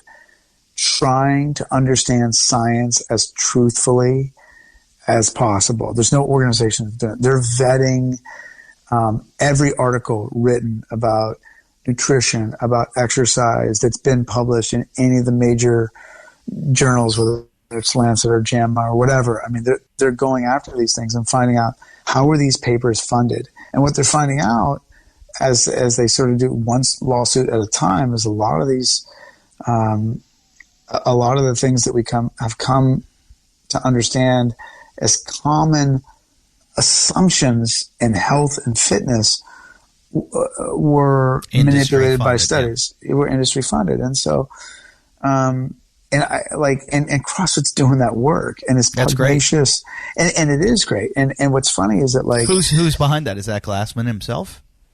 I think Glassman has a significant interest, and all he wants to know is like, what can we prove here? What can we prove scientifically? And the hard part of that is that there's an expression here that's nuanced, like the clarity of opinion is and science. Like, this is where we have a hard time as affiliates. This is the thing that, and again, we've talked about this in previous episodes, so I hope that our longtime listeners, Garth Willoughby, etc. I just saw Garth, by the way. Did you? Hello, yes. Garth. And thank you for fucking everything. Anyway, I gave him an elbow bump. Did you? Were you in Wisconsin? I was in Australia. Okay. Oh, yeah, because he's down there. And then who's our guy in Wisconsin? Anyway, so as we kind of round the corner, I'm like, okay, what is truth? And CrossFit's really trying to do its best job. There's also like this weird truth about CrossFit itself. It's like, and Glassman always says, like, look, CrossFit doesn't hurt you, and we're going to sue you if you say that. And at the same time, people get hurt doing CrossFit. So it's a circular conversation. And so it's like, and then it becomes very quickly a blame game. Is it a bad coach? Is it a bad, and there's a lot of like pieces to that. Sure. And it's nuanced. It's not black or white. There's so much nuance. And sometimes when you're speaking in heuristics and black and white and just raw yes or no language and absolutes, you miss the nuance of how the thing, and what you're talking about is the health of the affiliate to survive this thing. And man, it is just as nuanced and just as complex. And I think that, truthfully, like I see so many on my block alone. There's so many CrossFit knockoffs. I'm all for it. Like go do whatever version of it, and you walk into any of them, and none of them have more than a dumbbell that weighs more than 25 pounds. Sure. Great. There's just so many reps happening right now. So many reps. There's so many reps just going on, and it's great. People are getting great, like whatever, great experiences. People are well conditioned. They're very well conditioned, and so on one hand that's cool, and they get the benefit of calling it something clever, calling it something else, but it really, in the end, is a knockoff of kind of what CrossFit's doing. So they get the good part of it, like the mixed modal conditioning aspect, without the other part of it, which can be like a bad word depending on who you're talking to. Sure. And one of the things that's been really cool for us is that, I just got an email this week from our RRG, which is our risk retention group that helps us manage payments to workman's comp, which we've been open. This is our 16th year of being open, and we've never had an issue with anybody hurting themselves at our place. And so for the first time, the umbrella company, our insurer, recognized that this was in fact a fact and dropped our rate for several $1,000s for the year. And I was just like, oh, that's great. Oh my God, thank you. And every time I see that bill, it's just sort of like, it's the most antagonistic, makes me want to fight and punch somebody, because it's like, what are we paying for here? And then by the way, I used to sell that insurance for my dad. I'm glad to know people wanted to punch me. Listen, man, it just really, really, like, and CrossFit as an organization is helping with that.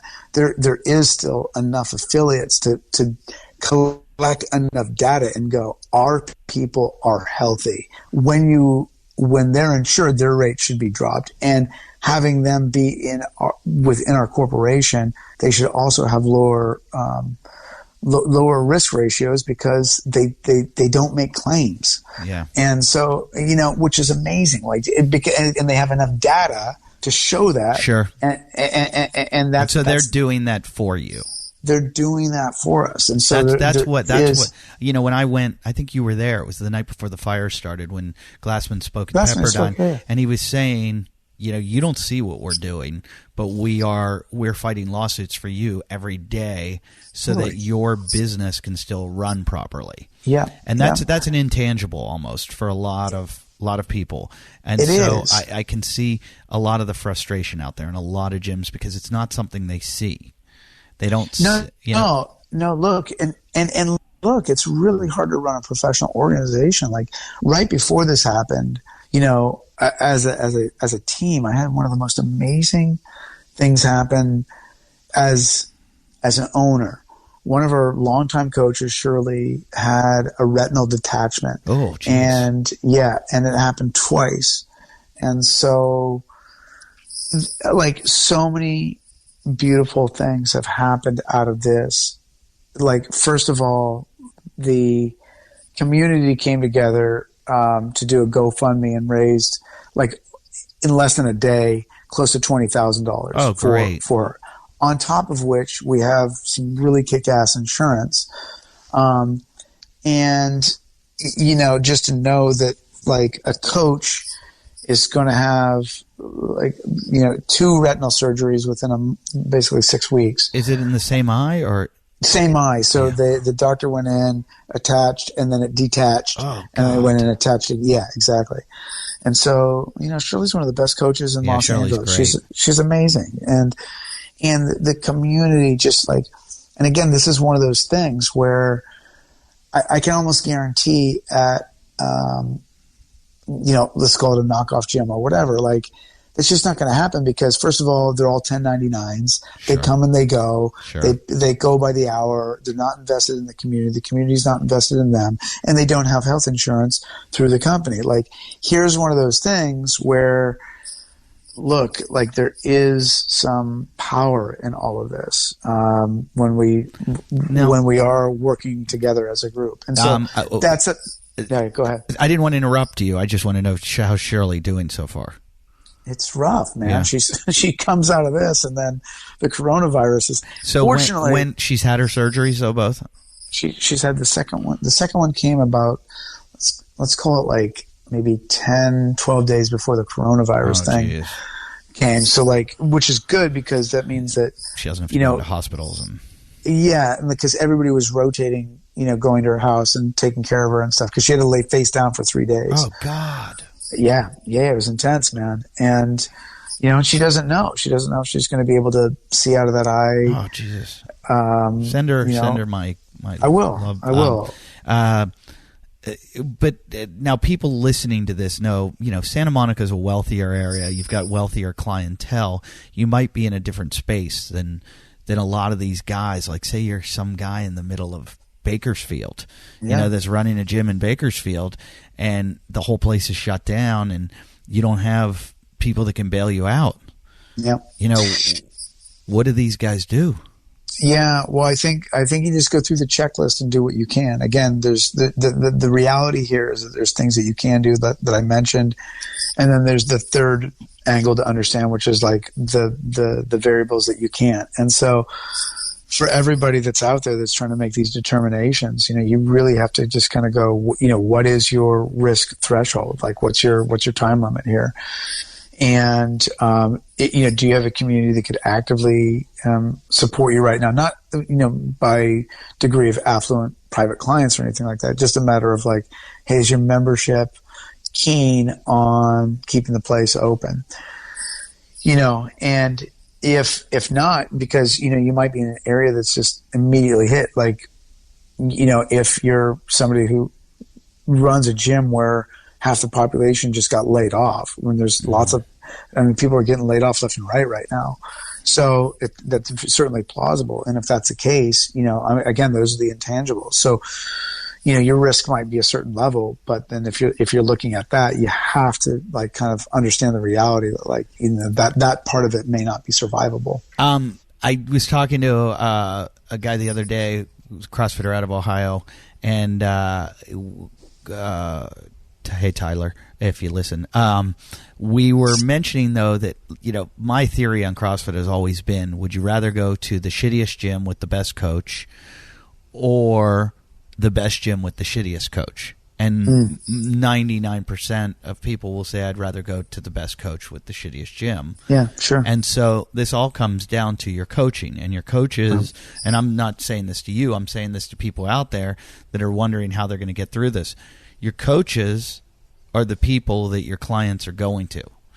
And if they're still able to coach them, like, Eddie, that's, you nailed it. Like, when I got the group together, we've got 6 full-time coaches. I said, guys, last month I just put $50K down on my deposit, and I'm going to have to fight to get anything back from the deposit on the old place. I am really exposed right now, and then going into this month, where we're facing that. And I just said, the value of this company is completely in your ability to maintain the value with your clients. It is time to get stuck in and be creative, be connected, love and care for everybody just like you do. And they do. My coaches, first of all, they're really good at what they do, and they care. And so it's just like, look, if you do those things, I'll get down and I'll get stuck in with you.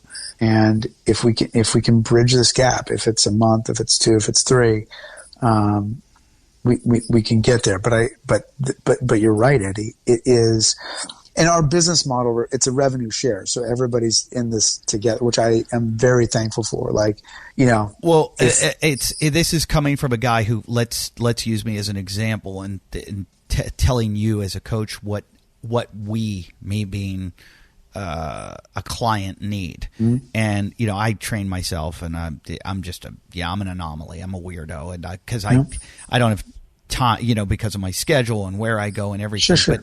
But here I am, all of a sudden I'm home, and I've got equipment at my house. I don't, but even if I didn't have equipment, I know enough. I've been around long enough to know what to do and how to keep myself in shape and the right and wrong things to do. But if I wasn't, and if I was just an average client, I would want my coach and to be there and be able to be my source every single day to go to and go, hey, this is what I did. This is what I felt like I did wrong. Totally. Here's a film of me doing it. Can you tell me what I'm doing wrong? And you might actually, in these times, we're getting better interpersonal relationships with people than we ever had before when we were around them. Totally. Because I'm finding I'm now on a bunch of text threads, one with my old beach patrol, one with my old high school friends, one with a bunch of college friends, where we're talking every day. I'm like, I don't remember talking to you guys every day before this.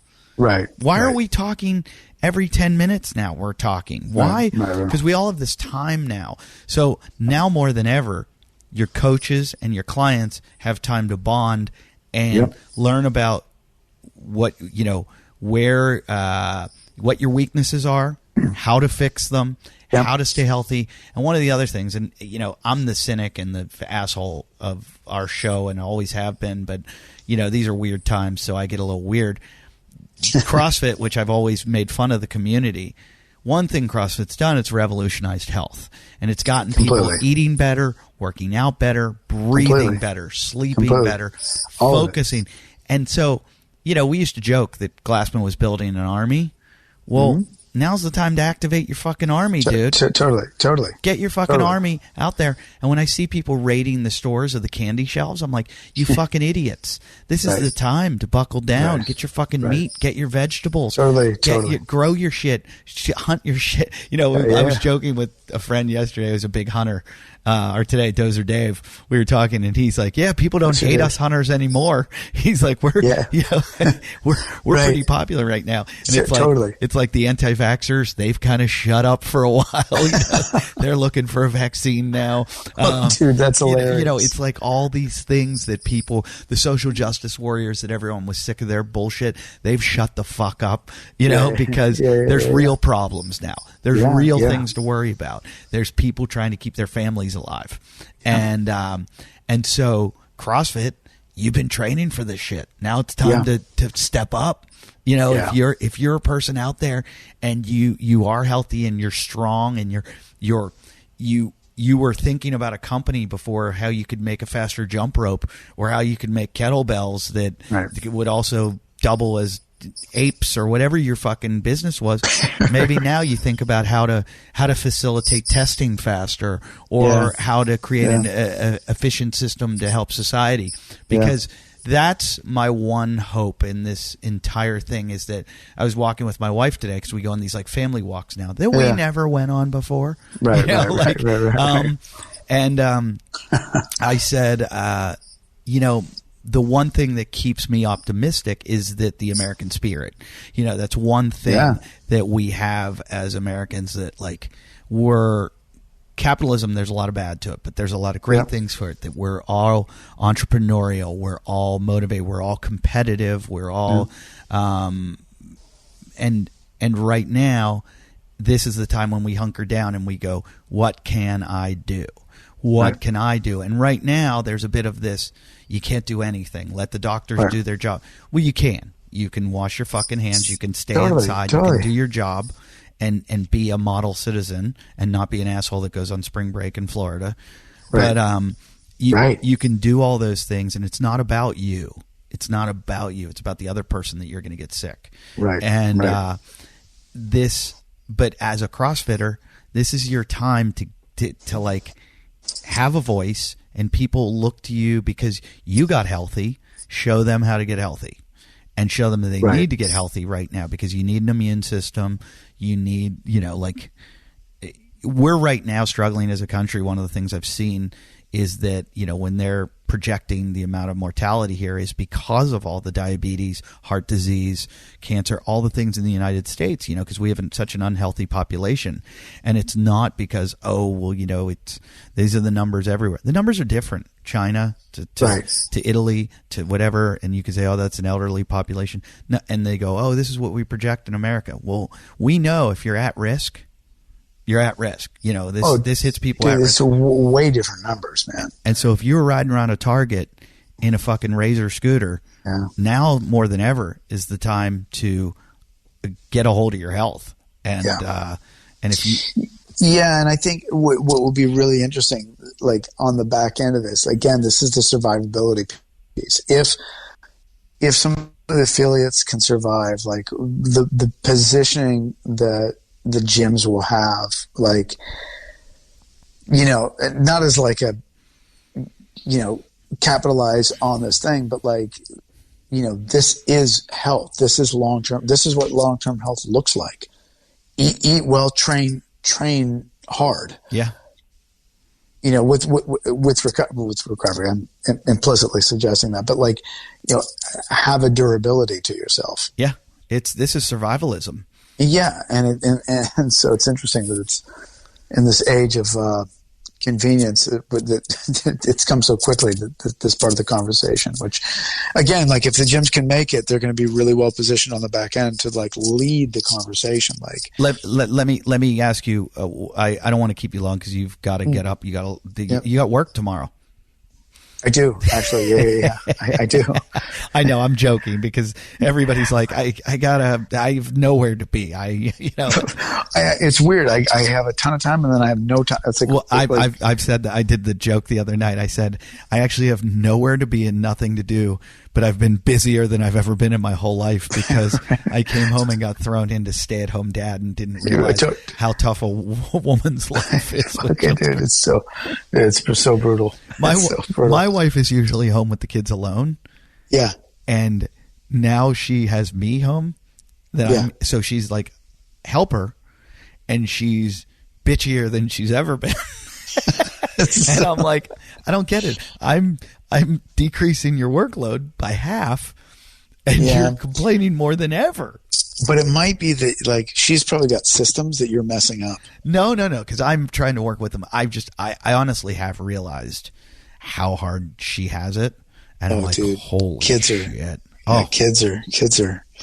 It's awesome, but then it's brutal. I mean, my 8-month-old wakes up at 5:30 in the morning every morning, and so we every other day it's her day, then it's my day. So it's like tonight I'm like, oh, I don't have to wake up at 5:30 tomorrow. So, that's great. And I'm like, but I'm up at 8. It's 5:30 or 8, and I'm a comic. On the road, I'm up at That's noon. Brutal, dude.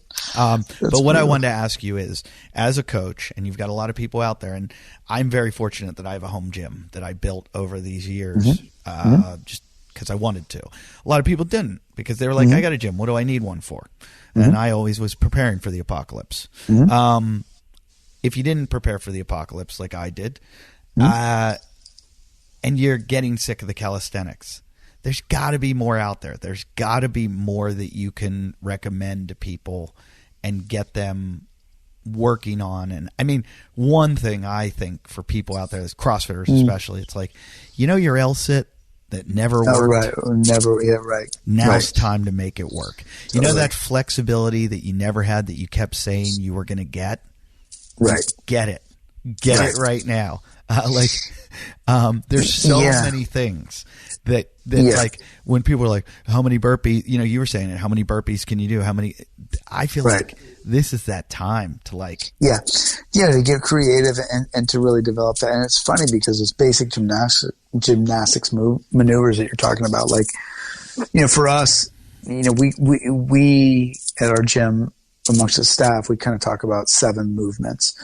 And, we try to train the eye of the coach to see the 7 movements and then being able to diagnose like how to communicate to the student in a way that's compelling to the student. But this, one of the downsides about doing anything for load or for time or for intensity is that it's so easy to kind of like, just go over that technical piece of it. And there's a real gem of an opportunity to develop people's technical capacity here, with just how they move, let alone the calisthenics of the body weight conditioning stuff, but just how they move. And again, good coaches are going to be able to do that. Yeah. In this time. It's almost a sort of weird periodization piece that you could do also, where it's like, hey, we've had to adjust. We've had to, change the game plan. And for the next 2-month cycle, we're doing this. And you're going to come out of it. I always think to myself, if I was more mobile, everything else would come easier. Well, I could take these 2 months and just go straight into all mobility work. And just get myself so, flexible, mobile, stable, and then all of a sudden come out of this and probably be 10 times better than I've ever been. If I I don't know how many years I've been telling you that, but yes, I'm not going to disagree. Well, you'd be proud of me. I over the last few years, I've been very active in doing that kind of stuff. Just out of, it's been forced upon me. You're aging up too, man. So it's just sort of like you got to. I'm just sitting here with my Theragun right now. Right. Totally. Goes everywhere with me. I think that's amazing. It's amazing. It is. It's really the cure. If I had to choose between my wife and my Theragun, I hate to admit it. But another thing I wanted to, just because I feel like this show's gotten way too deep. How many photos have you been sent of the big black man with the giant black penis? 4. That's it?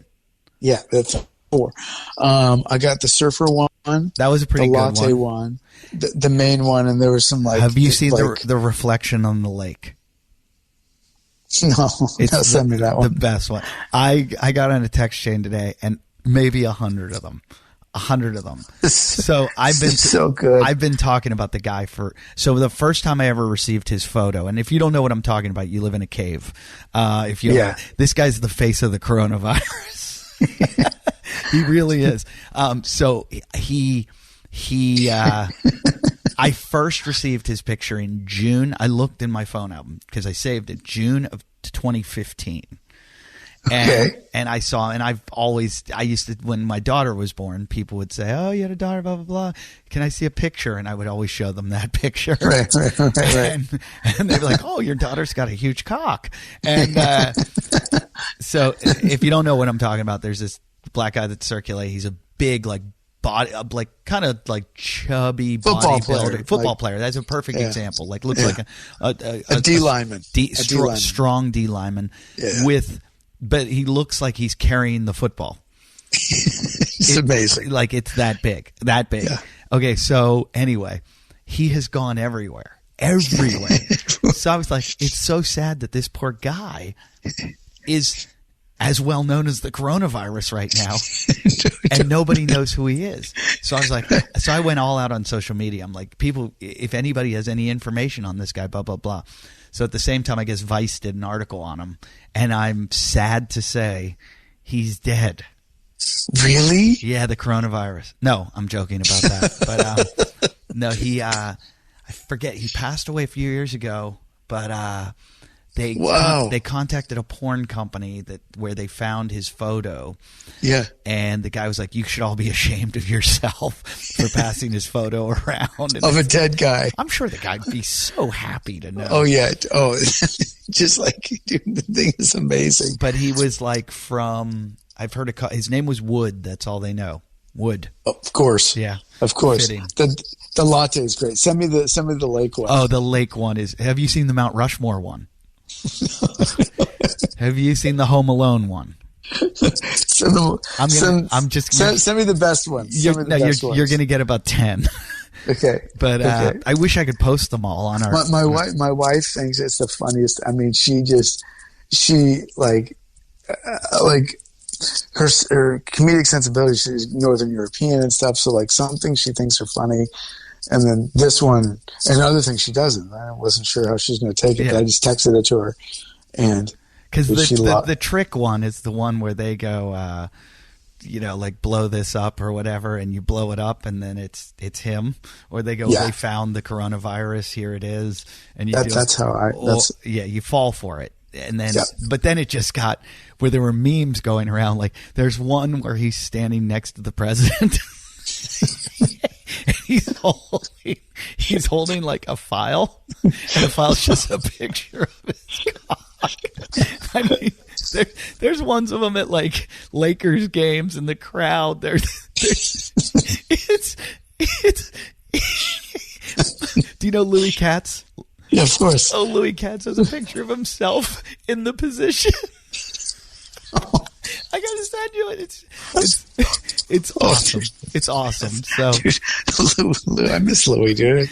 Came up with that guy. That's great. So if you don't have friends if your friends aren't sending you this, you don't have good friends. These are send a few. This is good comic relief in a time when people need it. Completely. Or you just go to my Instagram and watch my stand-up show every night. I do 10 minutes. My wife films it every night, unless we're fighting. And tonight she had to go to bed, so I do it to no one when she's not there. Really? Oh, it's brutal. The dogs sit and watch me. Oh. Yeah. It takes me back to the open mic days. It's really good, though. I've done 10 minutes of material every night. By the end of this thing, I'm going to have 6 hours maybe. Right. And then I'll be able to polish it down to an hour. Yeah, no, that's how it works. That's how it works, and then dude. Nobody's going to want to hear about the coronavirus. Yeah, but the one that you just said, he died of the coronavirus, that's a good joke. Have you used that yet? No. It's actually a really well-formed joke. Yeah. So he died of the coronavirus. It's a great joke. Well, I can't appreciate you taking your time during this to come on here. I just felt like I didn't want to just pretend like nothing was happening. I had Mike Catherwood just a week ago, and he was sitting right where I'm sitting, and we were able to just not even talk about this because it was kind of a non-issue. Right. And I mean, it was still going on, and I was kind of like, I felt bad about having him come up here to like, should he come into my house? Right. And I had just gotten back from Australia, and I was like, should I be quarantining for 2 weeks because I was on an international flight? And, right. And I didn't know how to treat it, and Mike came up here and we talked about everything but the coronavirus. Sure. And so I felt like I needed to get one out of the way, and from here on in, unless it's somebody giving us expertise on it, or I think it's time to move on and talk about life, like what we're just gonna, what we're doing. So. Look, there's going to be a lot of really creative things. I mean, I'm already seeing like so many gyms are being creative. Like my buddies in town that own gyms, like everybody's being thoughtful and creative and caring about how they're doing it. And we'll just see how it shakes out. Like that's the one thing. There's, but I'm hopeful. Sometimes I can be blindly optimistic, and that sometimes I can get in my way of seeing things truthfully. But like, I really do think that if gyms can hang in there for 6 weeks, 8 weeks, they're going to be okay. Yeah. They just they got to get through about 2 months of just taking it in the nuts, know, and then if you get through that. And look, like you said, talk to your landlords, talk to, put stuff on hold, figure out, we've had to do stuff. Me and my wife have had to figure some stuff out that we're working with, that we're like, hey, can we pay you this then? Can we do this? Right. Can we? Right. Everybody's pretty understanding right now. Right. And everybody, I mean, we're at the beginning of this, so 2 months down the line, everybody could be scrambling for, no, give me money now. I'm coming over. Oh, with completely. Shotgun. Completely. I mean, because this does have, not to be doom and gloom at the end of this, but this could have all the makings of a total fucking apocalyptic breakdown.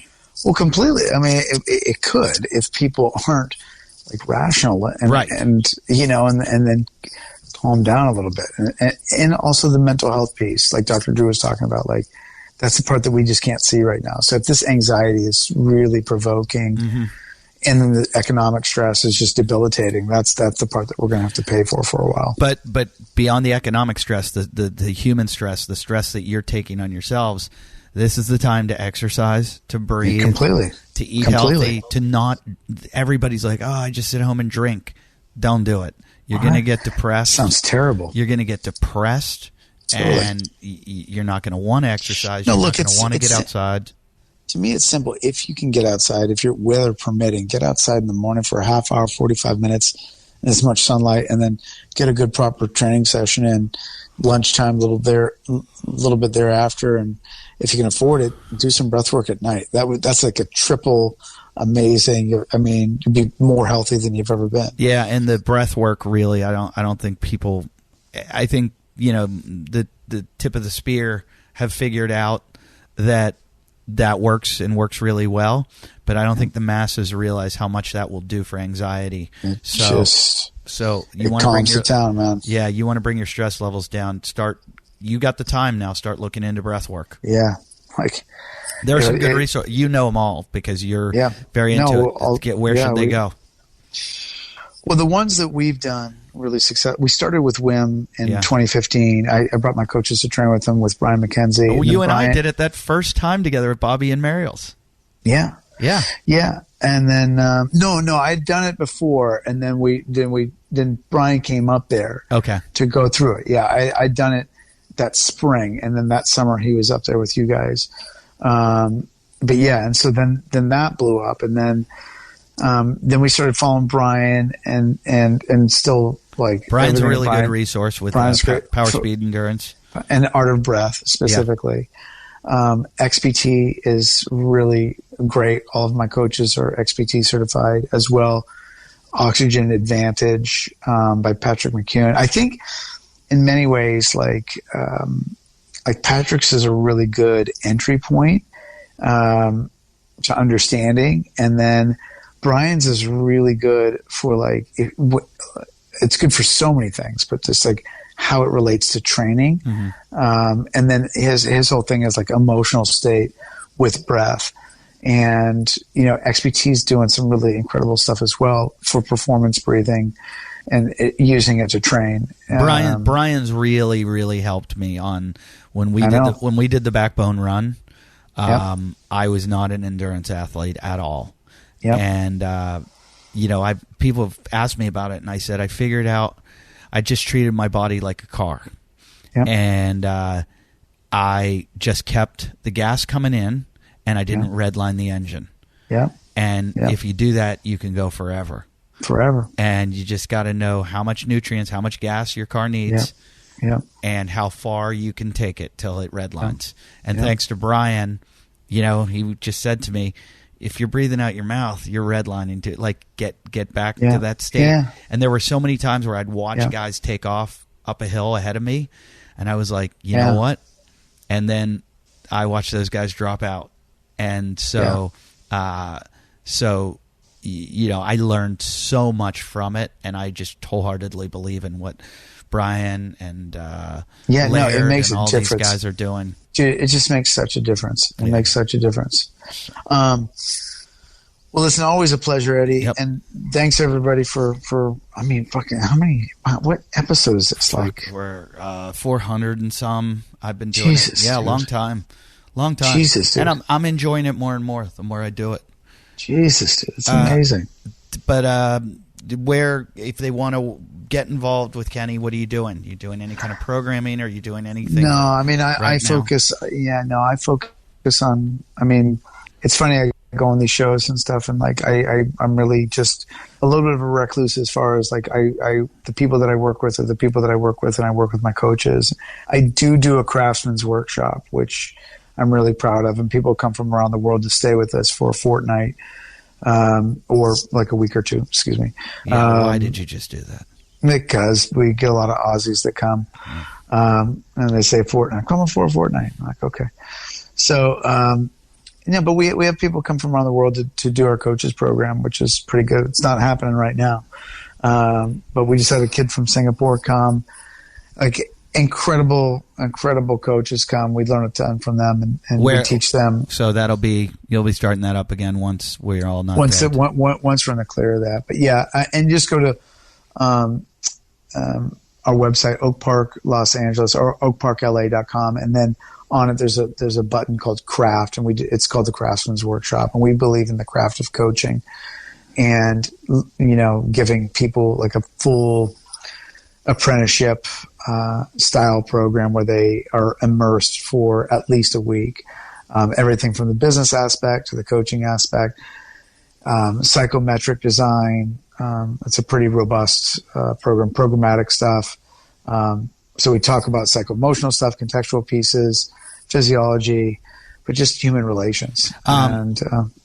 So I also want to mention there are some people out there that are doing some really good stuff online. The Move You guys have just put out a free programming. Talk about your mobility. I mean, those guys are super fun, and they're the nicest guys in the world. And Mike was telling me he's sick and he's worried that he has it because he thinks his wife might have it. I'm sorry, Mike, and who else was that? Hunter. I was talking to Hunter McIntyre. He's in Denver. They won't let him. He can't get back to Malibu. He's freaking out. And we told him, my buddy and I told him that they're going to quarantine him at the airport if he comes in with some Chinese and Iranians. So good. And he believed us. He believed us. Dude. But Hunter's got to get back because he's decided that in this time period where he can't compete because all his races, and that's his entire income, are gone. Yeah, I mean, it's hitting everyone. He's going to, when it all comes back, he's going to break the Murph record. So he's going for the Murph world record.